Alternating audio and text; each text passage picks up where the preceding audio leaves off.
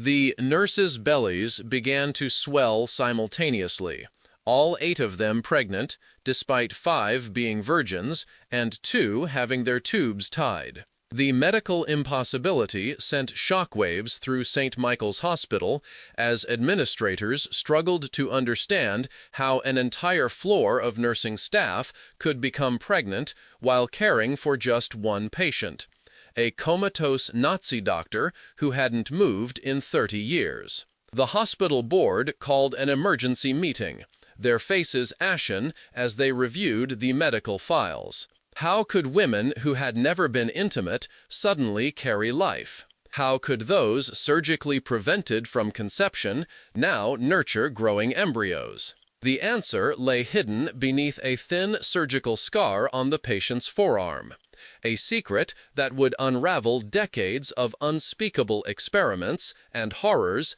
that defied both science and humanity.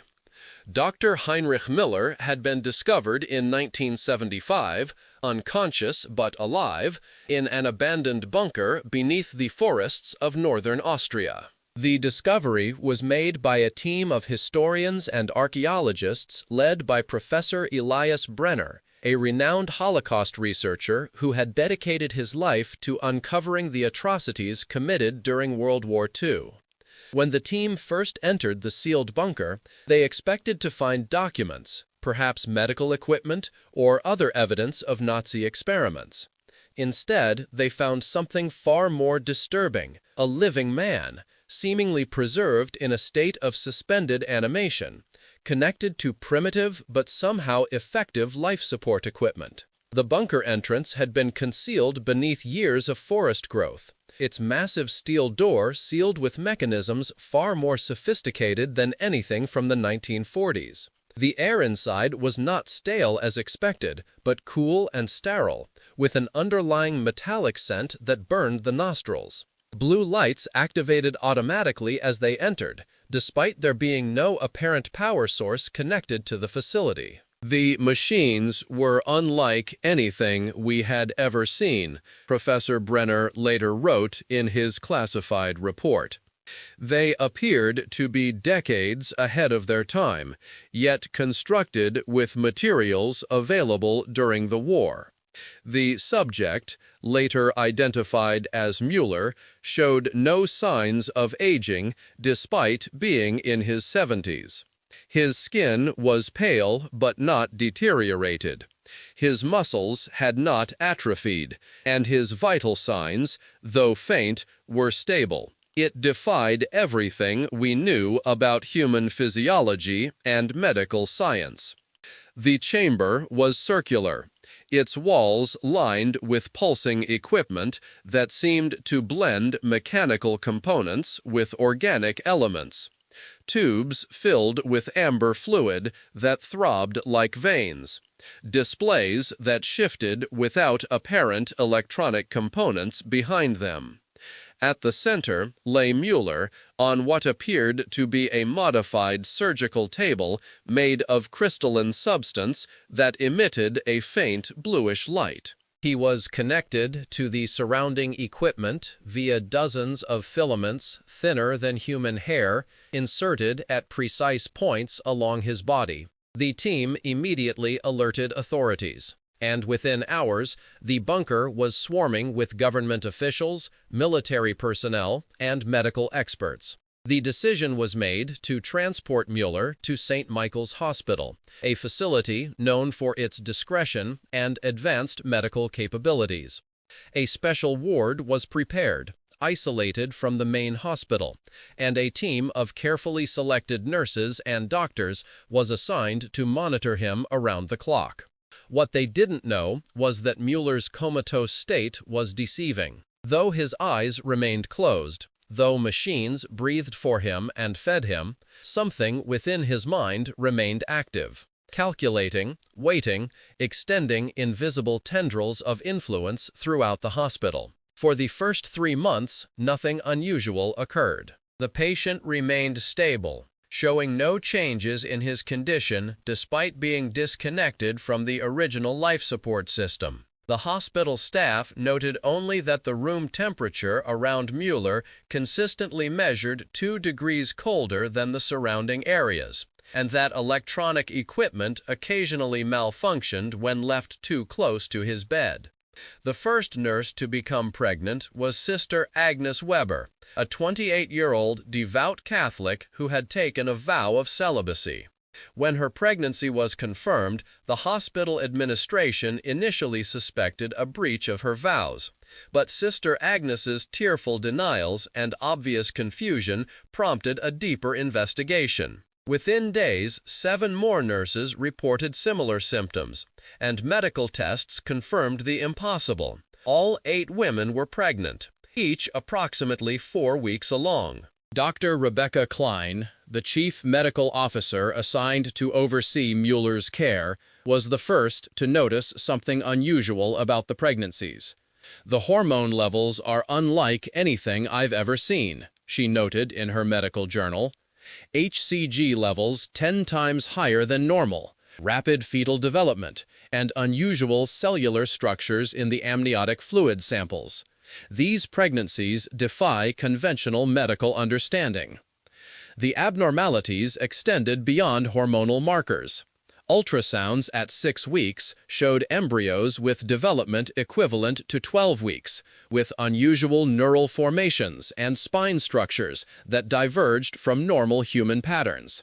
Blood samples from the nurses showed altered chemistry, with elevated white cell counts, modified hemoglobin structures, and the presence of unidentifiable proteins. As the hospital scrambled to make sense of these developments, one of the nurses, Ingrid Hoffman, made a disturbing observation. "He watches us," she reported to Dr. Klein. "I know his eyes are closed. I know the machines say he's in a coma, but sometimes, when I'm alone with him, I can feel him watching me, and when I check the monitors, there are these strange spikes in brain activity, almost as if he's communicating somehow." Hoffman had noticed patterns in Mueller's EEG readings that didn't align with any known coma state. The spikes in activity corresponded precisely to moments when female staff entered or exited his room, with particularly strong reactions when the pregnant nurses were present. The hospital administration dismissed Hoffman's claims as stress-induced paranoia, but Dr. Klein was not so quick to ignore them. She ordered additional neurological tests on Mueller, and what she discovered sent chills down her spine. Beneath the apparent coma, Mueller's brain showed unusual activity patterns, particularly when female staff were present in his room. There were clusters of activity in the hypothalamus and pituitary gland, areas associated with hormone production and reproductive functions. More alarmingly, when she conducted simultaneous EEG readings on both Mueller and one of the pregnant nurses, the patterns showed unmistakable synchronization, with his brain activity appearing to lead and the nurses following in perfect harmony. Milliseconds later, the implications were horrifying. Some form of neural influence extending from the comatose patient to the hospital staff. But the most chilling discovery came when Dr. Klein conducted a full-body examination of Mueller. On his left forearm, partially hidden by the IV line, was a small surgical scar. Curious, she ordered an X-ray of the area, expecting perhaps to find an old fracture or surgical pin. Instead, the images revealed something unfathomable. A small mechanical device embedded in Mueller's arm, unlike anything Klein had ever seen. It appeared to be some sort of miniature pump, she later testified, connected directly to his bloodstream and linked to microscopic filaments that extended throughout his body. "We had no idea what it was pumping or how it had remained operational for so many decades. When she attempted to take a tissue sample near the scar, the needle bent upon contact with the skin, as if encountering a material far denser than human tissue. Even more disturbing, the medical monitors registered a momentary spike in Mueller's awareness, and all 8 pregnant nurses simultaneously reported sharp pains in their left forearms at the exact corresponding location. The answer to Mueller's identity and the nature of his research came from an unexpected source. Professor Brenner, continuing his investigation, traveled to Moscow to access newly opened Soviet archives. There, in files captured from SS medical facilities in the final days of the war, he uncovered documents that painted a horrifying picture of the doctor's work. Mueller had not been merely another Nazi physician. He had been the head of a secret SS program codenamed Lebensborn Plus, a twisted offshoot of the infamous Nazi breeding program. While the standard Lebensborn project focused on conventional reproduction between SS officers and racially pure women, Mueller's division pursued something far more ambitious and monstrous. What the documents revealed was beyond comprehension. Mueller had developed a serum derived from human pituitary glands and reproductive tissues harvested from concentration camp victims. This serum, when combined with certain chemical compounds and exposed to specific radio frequencies, could allegedly influence reproductive functions across distances. The goal, according to Mueller's own notes, was to create a master race without the necessity of conventional reproduction, a method of impregnating racially pure women without physical contact. The applications were terrifying. If perfected, the technology would allow the Nazis to impregnate thousands of women simultaneously across occupied territories, ensuring that all children born would carry specific genetic traits selected by SS doctors. It represented eugenics on an industrial scale, bypassing the need for selective breeding programs that might take generations to show results. The Soviet records indicated that early experiments had shown limited success, but had been accompanied by catastrophic side effects, including rapid aging of the male subjects who produced the serum. Most test subjects died within days of serum extraction, their bodies seemingly drained of life force. Female recipients often died during pregnancy, their bodies unable to cope with the accelerated fetal development. It appeared that Mueller, unwilling to abandon his research, but facing the collapse of the Third Reich, had turned himself into his own final experiment, injecting himself with a modified version of the serum, connecting himself to the mechanical pump of his own design, and placing himself in the suspended animation chamber beneath the Austrian forest. The chamber appeared designed to slow his biological processes to near stasis, while allowing his consciousness to remain active on some level, preserving his mind and research until a time when the Reich might rise again. Professor Brenner immediately attempted to contact Dr. Klein with his findings, but his communications were intercepted by government agencies. When he tried to travel back to Austria, his passport was mysteriously revoked due to administrative errors. The message was clear: powerful interests wanted Mueller's secrets contained. As Dr. Klein shared her limited findings with hospital officials, another disturbing development emerged. Ultrasounds of the pregnant nurses revealed fetal development far beyond what would be expected at 8 weeks. More alarmingly, the facial structures of the developing fetuses showed distinct similarities to one another, and, most disturbingly, to Mueller himself. "It's as if he's reproducing through them," Dr. Klein whispered during a closed-door meeting with hospital executives, "using their bodies as vessels for copies of himself." The hospital board, now thoroughly terrified,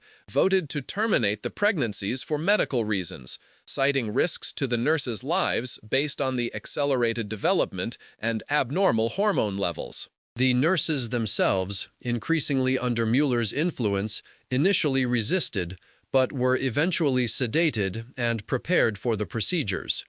But when the terminations were attempted, the doctors made a horrifying discovery.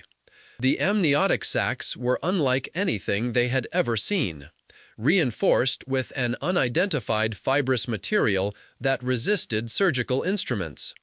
The material seemed to repair itself as quickly as it was cut, sealing around scalpel blades and suction devices. 2 of the nurses began hemorrhaging during the attempts, and the procedures were immediately halted. That night, something even more inexplicable occurred. The pregnant nurses, who had been placed under observation in a secure ward, all reported the same dream upon waking. Mueller, standing at the foot of their beds, speaking to them in perfect German, telling them that they had been chosen to bring forth a new era of human evolution. The dream had been so vivid that they could recall exact phrases and gestures, despite none of them speaking German. When they awoke, each found a small incision on their abdomen, precisely mirroring the location of the scar on Mueller's arm. The incisions were surgical in precision, with no signs of trauma to surrounding tissue, as if the skin had simply parted and then resealed around something inserted beneath. Hospital security footage showed nothing entering their rooms. The doors had remained locked, the windows sealed. Yet something had reached them, touched them, marked them. When X-rays were performed, each nurse showed a small device identical to Mueller's, growing beneath their skin like some technological parasite. By the 6th week of the pregnancies, the physical changes in the nurses became impossible to hide. Their abdomens had distended to sizes consistent with late 2nd trimester pregnancies. Their skin had taken on a pale, almost translucent quality, and blood tests showed dramatic alterations in their hormonal profiles. Most disturbing were their eyes. The irises had begun to lighten, shifting toward the pale blue of Mueller's own eyes. They moved in perfect synchronization without verbal communication. 8 identical portions at meals despite previous dietary differences, and began speaking in a monotone voice that occasionally slipped into German phrases. When addressing each other, they no longer used names, referring instead to Sister 1 through Sister 8 in order of their proximity to Mueller's room during the initial exposures. Professor Brenner, having finally managed to return to Austria through diplomatic channels, made another breakthrough.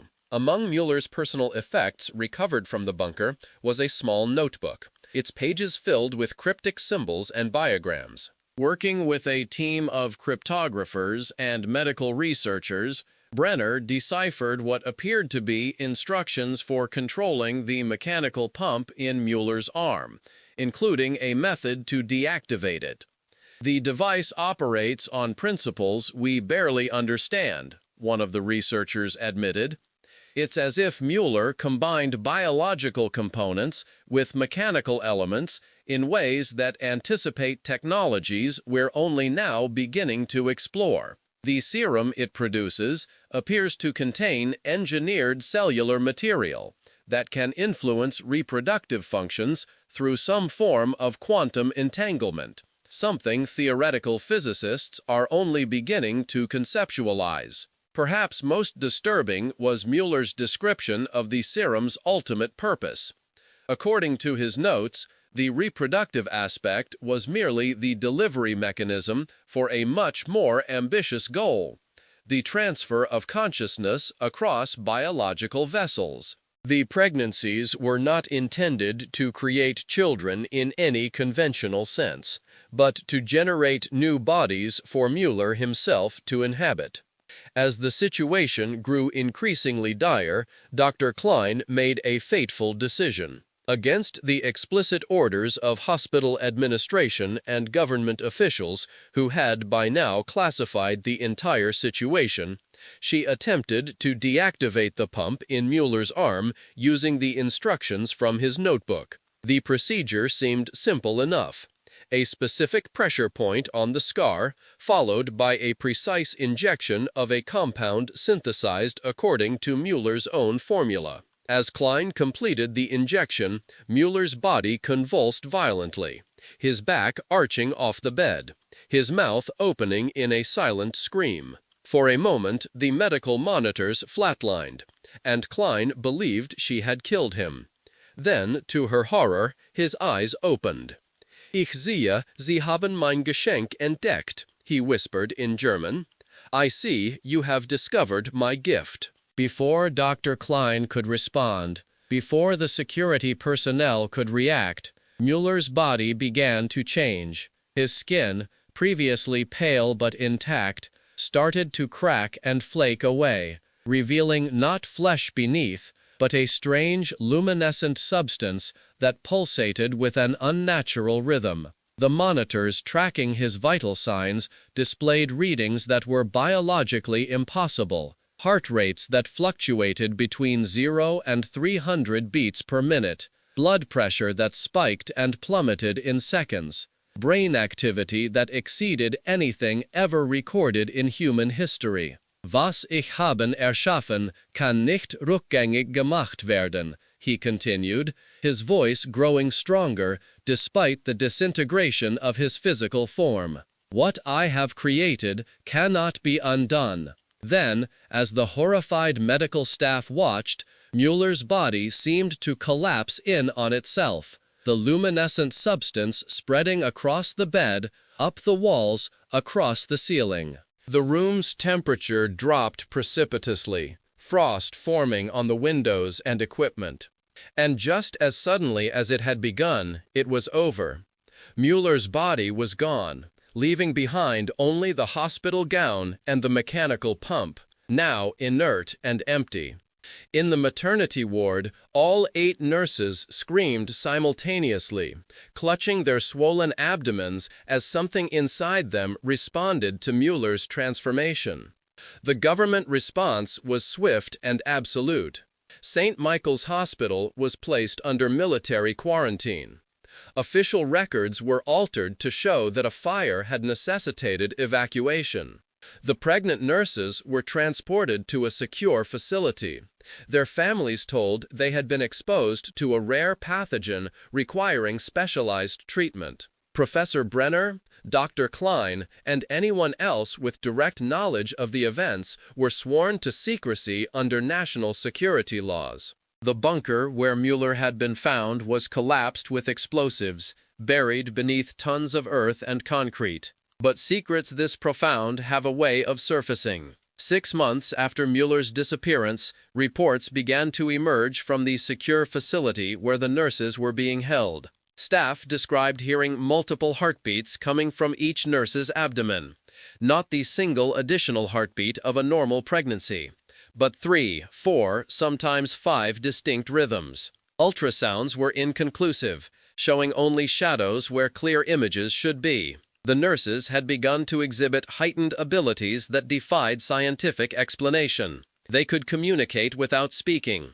influence electronic systems with their presence, and manipulate the emotions of staff members who spent too much time in their vicinity. Security footage showed objects moving in their quarters without physical contact, and staff reported finding complex mathematical equations written on walls in rooms where the nurses had no access to writing implements. Then, on a winter night exactly 9 months after their initial exposure to Mueller, all 8 nurses went into labor simultaneously. The facility's lights dimmed and fluctuated, communication systems failed, and security doors throughout the complex opened and closed without command. What emerged from them was never officially documented. The entire medical team present during the deliveries later committed suicide in a synchronized event, each using identical methods despite being separated after the births and placed under psychiatric observation. They left behind a single shared note with just 3 words: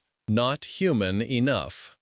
Autopsy reports on the medical team revealed unusual neurological changes, including symmetrical lesions in the temporal lobes and pineal gland modifications consistent with exposure to specific radiation frequencies mentioned in Mueller's notebook. Their brain tissue showed signs of accelerated cellular mutation, with novel protein structures forming along neural pathways. The nurses themselves disappeared from official records. Families who asked too many questions found themselves monitored by government agencies. Professor Brenner died in an apparent hiking accident 3 weeks later, his research notes mysteriously absent from both his home and university office. Only Dr. Klein survived to document what she had witnessed, keeping detailed journals hidden in a series of safety deposit boxes across Europe, to be opened only upon her death. She lived in seclusion, changing her name and appearance, constantly moving to avoid detection by authorities she believed were still searching for her. In her final journal entry, dated just 2 weeks before her death from an aggressive and unidentifiable form of cancer in 1998, she wrote, "They are out there now, Mueller's children. Not 8 of them, but 32. They would be 23 years old now, approaching the age of reproduction themselves. They look human, they speak like humans, they can pass any medical examination, but they are not entirely human. And they are patient, just as their father was patient. They are waiting, growing stronger,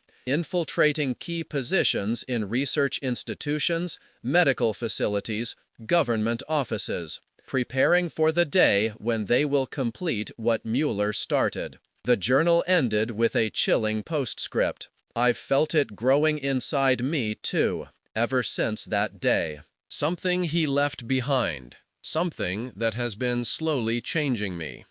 My eyes are almost completely blue now. Yesterday, I found a small mechanical pump growing beneath the skin of my forearm. I don't have much time left, but perhaps there is still a chance to warn the world.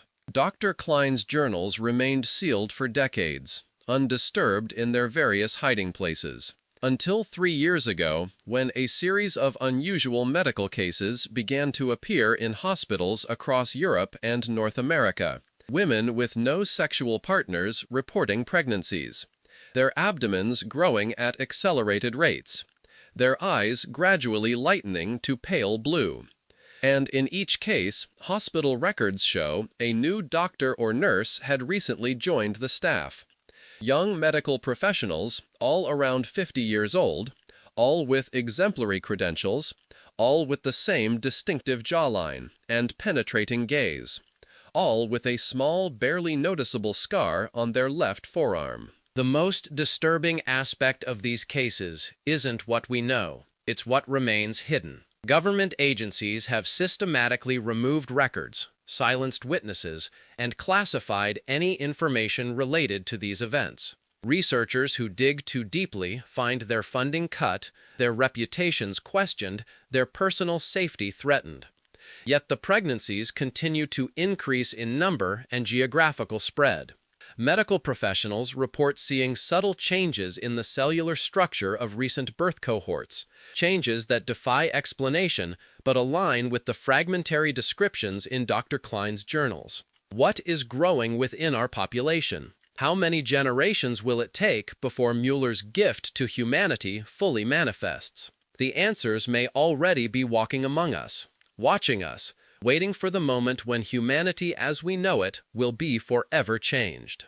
Do you believe Mueller's experiment ended with those 8 nurses? Or are we witnessing the quiet infiltration of something beyond human? Have you noticed anyone around you with unusually pale blue eyes and a small scar on their left forearm? Leave your experiences in the comments below. Share this video with anyone you believe should know the truth. And subscribe to our channel for more hidden histories that governments don't want you to discover. The truth may terrify, but ignorance could be fatal.